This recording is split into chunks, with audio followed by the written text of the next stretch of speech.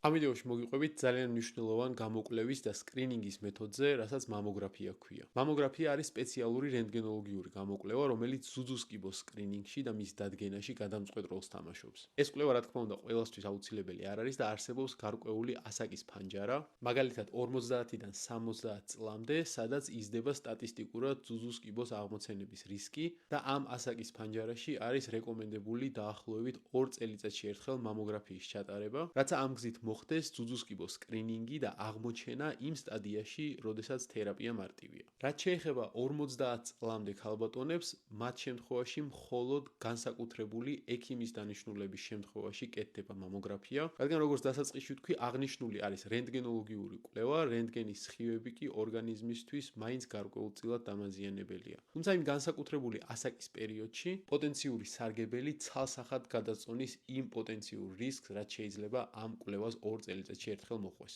ამიტომ ქალბატონებმა 50 წელს ზევით აუცილებლად მიიღეთ სკრინინგში მონაწილეობა.